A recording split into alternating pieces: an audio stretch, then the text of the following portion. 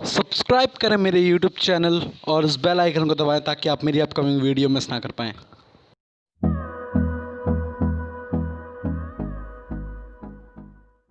मैं आज आप लोगों के सामने संक्षिप्त महाभारत जो आठवीं के सभी बच्चों को पढ़ाया जाता है और पब्लिक स्कूल भी पढ़ाते हैं, तो आज के लॉकडाउन के दौर में विद्यालय जाना तो मुश्किल है और बच्चों को महाभारत की शिक्षा नहीं मिल पा रही है, जिसके कारण आज मैं आपको संक्षिप्त महाभारत के बारे में कुछ बिंदुओं को बताने जा रहा हूँ।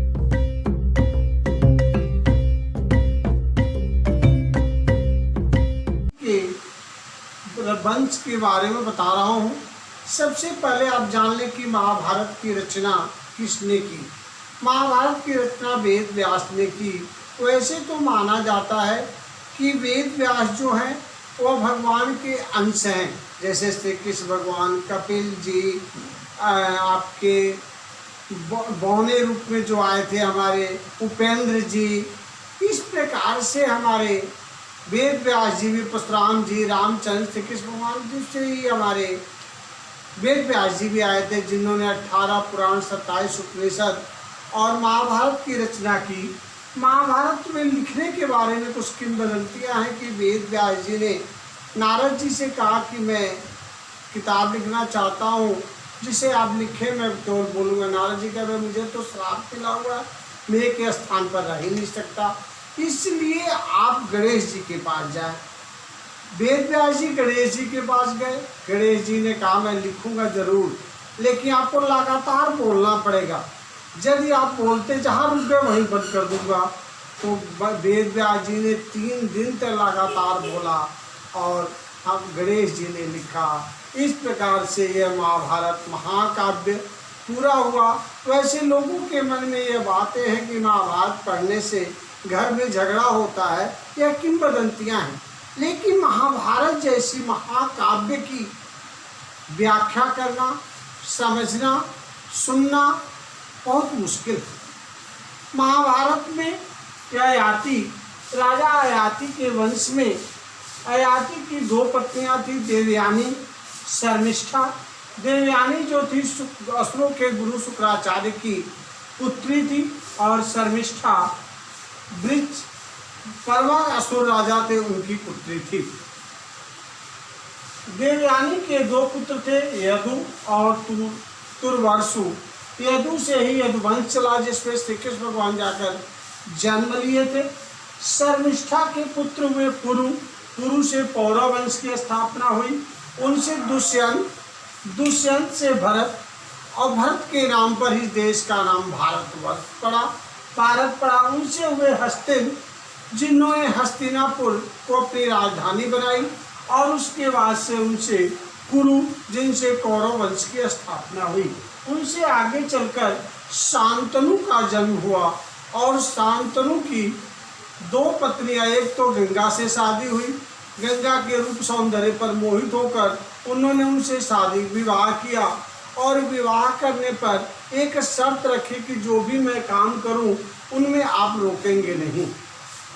शांतनु उनके रूप सौंदर्य पर मोहित थे, इसलिए वो मना नहीं कर सके और शादी हुई। शादी होने के बाद जब संतान होने लगी, पहली संतान को ले जाकर गंगा पानी में बहा दी, दूसरी को बहाई, तीसरी को बहाई, ऐसे करते करते 7 संतानों को बहा दी। शांतनु का कलेजा लगता था फट जाएगा। 8वीं जब संतान हुई, उन्होंने रोक लिया। गंगा कही अब मैं जा रही हूँ, क्योंकि आपसे मेरी यही शादी की शर्त थी, जिस दिन आप मुझे कार्य करने से मना कर देंगे, रोकेंगे, उसी दिन मैं आपका साथ छोड़कर चली जाऊंगी। उस पर उन्होंने कहा कि ठीक है। वो अपनी संतान भी लेकर जाने लगे। संतान तो दे दो।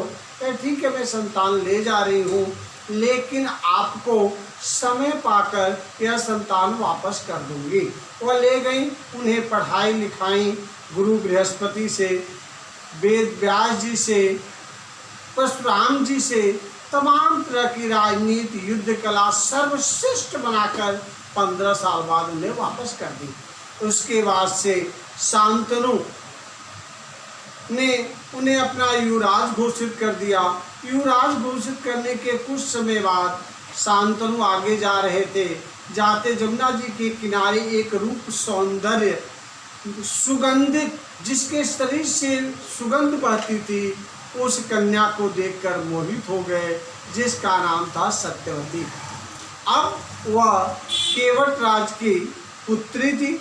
उससे शादी करने के लिए वो गए, लेकिन वह कहीं मेरे पिताजी ही इसके मालिक हैं।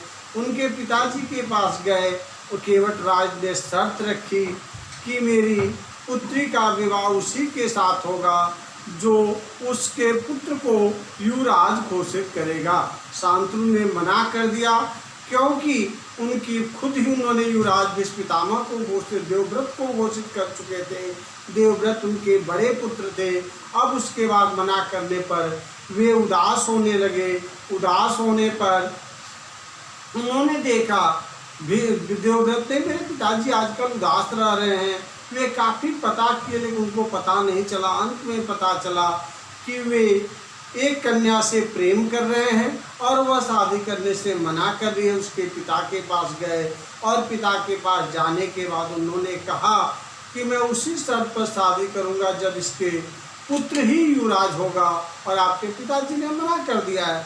क्या मैं वादा करता हूँ आप शादी कर लीजिए, आपके इन्हीं की माँ के पुत्र ही युवराज होगा, कहे आपका लड़का हो जाए तो उन्होंने, देवव्रत ने वही प्रतिज्ञा की कि मैं आजीवन बाल ब्रह्मचारी रहूँगा और इस सिंहासन की रक्षा मैं करता रहूँगा।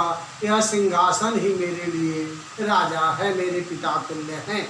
इस संसार की यह पहली घटना है कि एक किशोर अपने पिता की खुशी के लिए सारे संसार का सुख त्याग दिया, और जब ये जाने तो शांतनु ने उन्हें इच्छा मृत्यु की वरदान दिया।